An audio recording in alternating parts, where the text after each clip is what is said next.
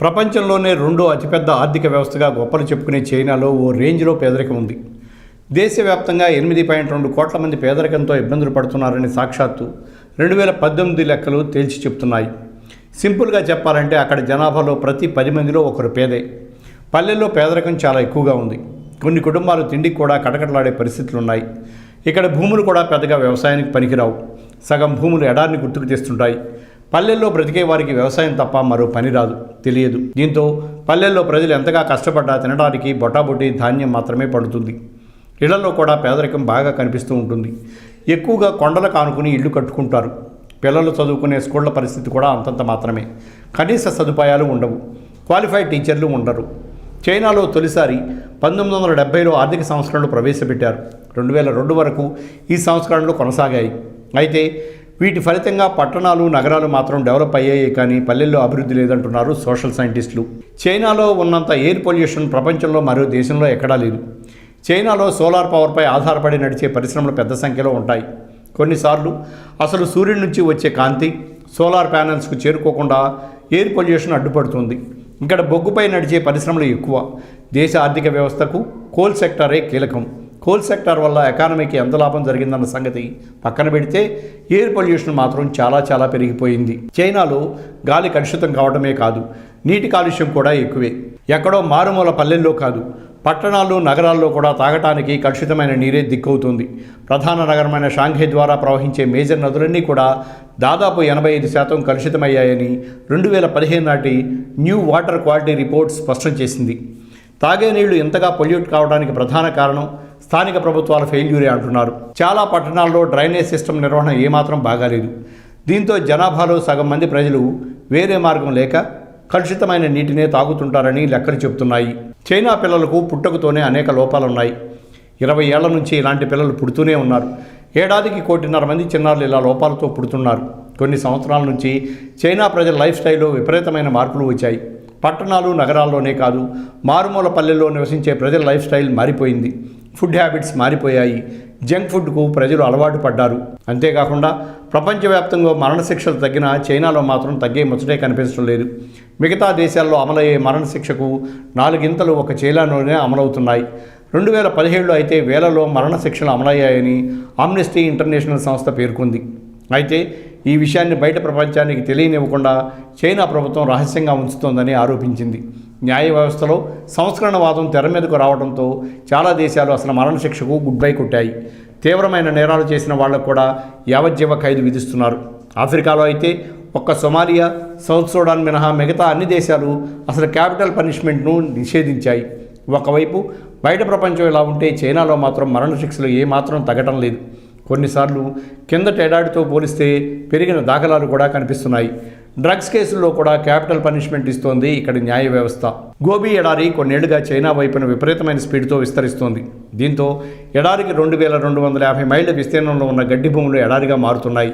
అడవుల నరికివేత, నీటి కొరత, వాతావరణంలో వస్తున్న రకరకాల మార్పులే దీనికి కారణమంటున్నారు నిపుణులు. దీని ప్రభావం చివరకు చైనా ఆర్థిక వ్యవస్థపై పడుతుంది. గోబీ ఎడారి విస్తరణ అడ్డుకోవడానికి గ్రేట్ గ్రీన్ వాల్ పేరుతో ఒక పెద్ద పథకాన్ని చేపట్టింది చైనా ప్రభుత్వం. ఎడారి విస్తరించే దారి పొడవునా పెద్ద ఎత్తున మొక్కలు నాటాలన్నదే చైనా ఉద్దేశం. ఇంటర్నెట్పై చైనా ఉక్కుపాదం మోపింది. వాటిపై తరచూ ఆంక్షలు విధించడం, బ్యాన్ చేయడం జరుగుతోంది. ఫ్రీడమ్ ఆఫ్ ఎక్స్ప్రెషన్ అనేది చైనాలో లేదంటారు సోషల్ సైంటిస్టులు. దాదాపు 3000 సైట్లను సర్కార్ బ్లాక్ చేసింది. వెబ్సైట్లో ఇష్టం వచ్చినట్లు పోస్టులు పెట్టారన్న ఆరోపణలపై చాలామందిని అరెస్టు చేసింది. చైనా కమ్యూనిస్ట్ దేశం కాబట్టి అక్కడ మతానికి చోటు లేదనుకుంటాం, కానీ అక్కడ పరిస్థితులు డిఫరెంట్గా ఉన్నాయి. కమ్యూనిస్ట్ పార్టీలో మెంబర్లుగా ఉన్నవాళ్ళు సహజంగా మతపరమైన అంశాలకు దూరంగా ఉంటారు. సామాన్య ప్రజలపై ఇలాంటి ఆంక్షలు ఏమీ ఉండవు. కొన్నేళ్లుగా చైనాలో మతధోరణి బాగా పెరిగింది. చైనాలో రీసైక్లింగ్ పరిశ్రమలు బాగా ఎక్కువ. ఎయిర్ పొల్యూషన్కు ఇవే ప్రధాన కారణాలుగా చెప్తున్నారు. దాదాపు ప్రతి పట్టణంలోనూ రీసైక్లింగ్ పరిశ్రమలు ఉంటాయి. చైనాలో వ్యవసాయం తర్వాత ఎక్కువ మందికి బ్రతుకు తెరువు ఇస్తుంది రీసైక్లింగ్ పరిశ్రమలే. చెత్త కుండీ నుంచి కూల్ డ్రింక్ సీసాలు, మూతలు వంటివి తీసి వాటిని ఎక్కువగా రీసైక్లింగ్ చేస్తుంటారు. రీసైక్లింగ్ పరిశ్రమలు పెట్టుకోవడం చైనాలో చాలా ఈజీ. ఇంటి 4 గోళ్ల మధ్య కుటుంబ సభ్యులే ఈ పరిశ్రమను నడుపుకోవచ్చు. వీటికి లైసెన్సులు తీసుకోకపోయినా అధికారులు ఎవరూ పట్టించుకోరు. వీటి వల్ల కాలుష్యం చాలా పెరిగిపోతోంది. ప్రపంచంలోనే అతిపెద్ద మ్యానుఫ్యాక్చరింగ్ యూనిట్గా చైనాకు ఎంతో పేరుంది. అంతేకాదు కార్మికులు కూడా పెద్ద సంఖ్యలో ఉంటారని బయట దేశాల్లో ప్రచారం ఉంది.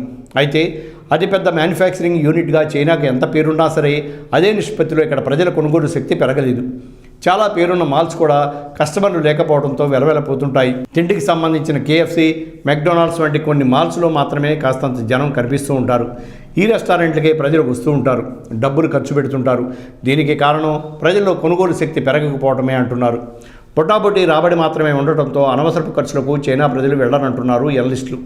మరీ అవసరమైతే డ్రెస్సులకు, తిండికి మాత్రమే డబ్బులు ఖర్చు పెడతారట. జనాభా అంచనాలను పట్టించుకోకుండా చాలా స్పీడ్గా నగరాలను నిర్మించి ప్రస్తుతం ఇబ్బందులు పడుతుంది చైనా దేశం. ఎక్కడైనా జనాభా డిమాండ్కు తగ్గట్టు నగరాలను నిర్మిస్తారు. అయితే ఈ విషయంలో చైనా తొందరపడిందంటున్నారు నిపుణులు.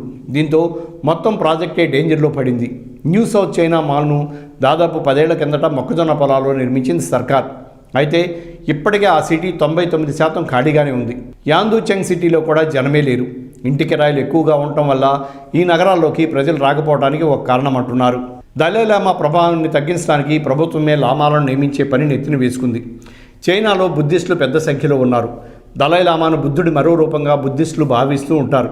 దీంతో దలైలామా ప్రభావాన్ని తగ్గించాలని చైనా డిసైడ్ అయింది. ఇందులో భాగంగా తరువాత అంటే 15వ లామా ఎవరన్నా నిర్ణయం తీసుకునే హక్కు తమకే ఉందని చైనా భావిస్తోంది. అయితే దీనిని చాలామంది బుద్ధిస్టులు ఒప్పుకోవటం లేదు. చైనా వందలాదిగా లామాలను ప్రకటించడం మొదలెట్టింది. వాళ్లలో చాలామంది 10 ఏళ్లలోపు పిల్లలు కూడా ఉంటున్నారు. ఆధ్యాత్మిక అంశాల్లో ప్రభుత్వం జోక్యం చేసుకోకూడదని అంటున్నా సరే వినటం లేదు. టూరిజంపై రాబడి కోసం చైనా ఎంతకైనా తెగిస్తోందన్న విమర్శలు ఉన్నాయి. ప్రపంచ దేశాల్లో చైనాకు టూరిజం హబ్గా పేరుంది. ఇక్కడ వింతలు, విశేషాలు చూడటానికి అనేక దేశాల నుంచి ప్రతి సంవత్సరం పెద్ద సంఖ్యలో టూరిస్టులు వస్తూ ఉంటారు. దీంతో టూరిజాన్ని డెవలప్ చేసుకోవాలని చైనా నిర్ణయం తీసుకుంది. ఇందులో భాగంగా బాగా పొట్టిగా ఉండేవారిని చూపించి టూరిస్టులను ఆకట్టుకోవడానికి కూడా వెనకాటం లేదు. సౌత్ చైనాలోని కున్మింగ్ ప్రాంతంలో వీళ్ళు పెద్ద సంఖ్యలో ఉంటారు. పుట్టగొడుగు షేపుల్లో ఇళ్లు కట్టుకుని అందులో నివాసం ఉంటారు. దీంతో వీళ్ళుండే ప్రాంతాన్ని ఒక థీమ్ పార్క్గా చైనా డెవలప్ చేసింది. ఈ వింత ప్రపంచాన్ని చూడండి బాబు అంటూ టూరిస్టులను ఆహ్వానిస్తుంది. బయట దేశాల నుంచి టూరిస్టులు వచ్చినప్పుడు ఈ డ్వార్స్లు రకరకాల ఫీట్లు చేసి వాళ్ళను ఆనందింపచేస్తూ ఉంటారు. ఇలాంటి థీమ్ పార్కుల నుంచి రాబడి బాగానే ఉన్నా శరీర లోపంతో చైనా బిజినెస్ చేసుకుంటుందన్న విమర్శలు కూడా వినిపిస్తున్నాయి. Thanks for watching eagle media works. Please like and subscribe Eagle Andhra.